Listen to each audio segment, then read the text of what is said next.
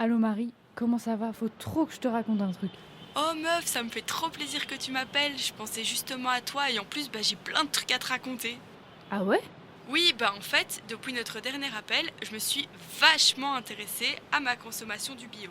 Tu m'avais parlé des labels, de la différence des pratiques avec le conventionnel et puis surtout que le bio, c'était plus intéressant pour l'environnement dès lors qu'il était local. Tu te souviens? Oui, oui, je me souviens très bien. Eh bien, figure-toi que quelque chose, ou plutôt quelqu'un, m'a fait réaliser un truc. J'ai toujours envisagé le bio, qui plus est local, comme étant bénéfique pour l'environnement. Mais je réalise maintenant que celui-ci a un intérêt social.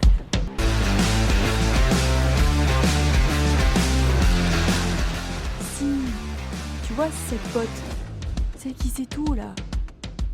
Si, ma pote super calée. Bio ou pas bio? Épisode 2. Ok, bah alors dis-moi en plus parce que t'as découvert ça où? Je suis allée faire mes courses chez Kaba. C'est une coopérative de producteurs et j'ai rencontré Anaïs, qui est la responsable de l'approvisionnement dans le magasin. Elle m'a expliqué ce qu'ils faisaient. Cava, c'est une coopérative de producteurs locaux.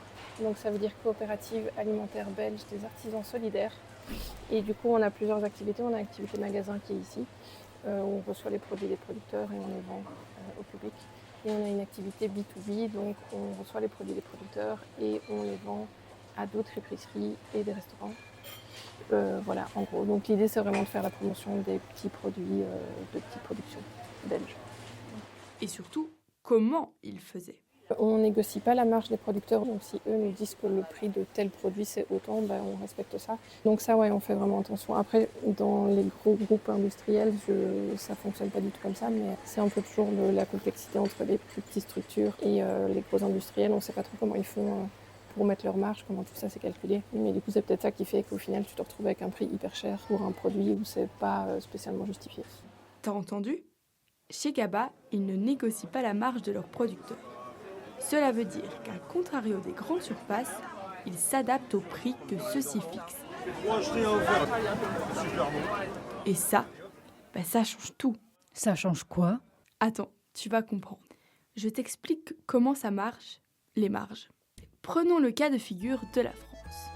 Là-bas, ils ont une période de négociation commerciale annuelle, encadrée par la loi. Pendant cette période, les agriculteurs et fournisseurs négocient avec les grands distributeurs pour fixer le prix auquel leurs produits seront achetés. Pour défendre ces prix, un agriculteur fait face à 3 possibilités. Soit il va les défendre lui-même, à condition de produire un volume important, soit il rejoint une coopérative pour peser plus lourd dans la balance et ainsi essayer d'obtenir des prix moins bas.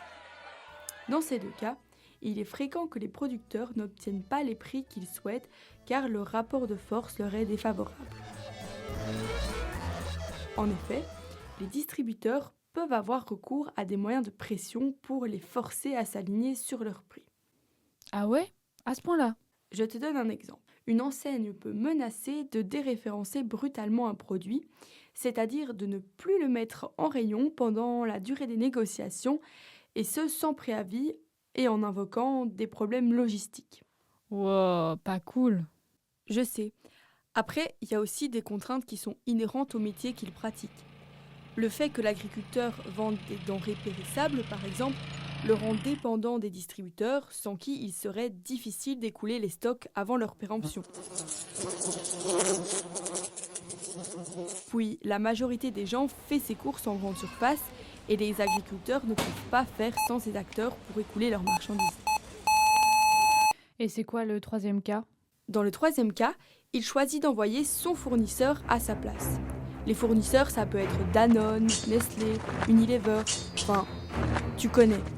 Dans ce cas, on peut dire que le producteur part perdant. Ah bon? Ben oui, tout est fait à l'envers en fait. Le distributeur fixe le prix de vente qu'il affichera dans son magasin. Il en fait part à son fournisseur et si celui-ci pèse moins lourd que le distributeur, il sera obligé de s'entendre sur un prix avec l'acheteur de la grande distribution en question. Ok. Enfin, le fournisseur applique sa marge et ensuite il s'en remet aux agriculteurs pour négocier le prix qu'il s'est lui-même fixé. En gros, l'agriculteur est le dernier maillon de la chaîne et il se retrouve otage de ce qu'il reste une fois que le fournisseur et le distributeur se sont entendus, quels que soient ses coûts de production. Le prix est vraiment fixé à l'envers. Je sais, l'affiche d'un prix bas est tellement prioritaire que tout est construit en fonction du consommateur et de son pouvoir d'achat. Ce qui fait qu'à la fin, quand nous faisons nos courses dans les rayons, nous ne payons pas souvent le vrai prix de l'alimentation. Il y a régulièrement un des maillons de la chaîne qui n'est pas payé à sa juste mesure. Et ce dernier maillon, eh bien, c'est l'agriculteur.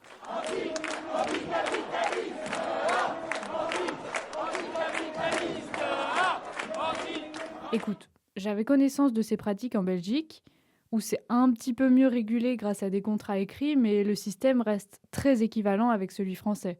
Et tu sais quoi ? Anaïs ne t'a sûrement pas tout dit, parce qu'en plus de prendre une marge démesurée à l'achat des produits, les grandes surfaces en prennent une à leur vente. Et cette surmarge est d'autant plus élevée dès qu'elle touche à des produits bio. Pardon ? Oui, en 2023, l'organisation Bio Wallonie a comparé les marges du bio et du non-bio dans les grandes et moyennes surfaces pour 7 produits. Pour les œufs, par exemple, alors que le prix agricole en bio est supérieur de 28% au conventionnel, on constate que la marge de la grande distribution pour les œufs bio est supérieure de 95% à celle des œufs conventionnels. Oula, ça m'a l'air énorme, mais j'arrive pas très bien à visualiser. Tu saurais me donner un exemple concret ? Regarde, prenons 2 œufs, un conventionnel et un bio. L'œuf conventionnel coûte 25 centimes pièce. Dans ces 25 centimes, il y a 1 centime de TVA, 15 centimes pour le producteur et les 9 centimes restants sont la marge brute de la grande distribution. L'œuf bio coûte, lui, 40 centimes pièce. Dans ces 40 centimes, il y a 2 centimes de TVA, 19 centimes pour le producteur et enfin 18 centimes de marge brute de la grande distribution, soit 2 fois plus que pour l'œuf conventionnel.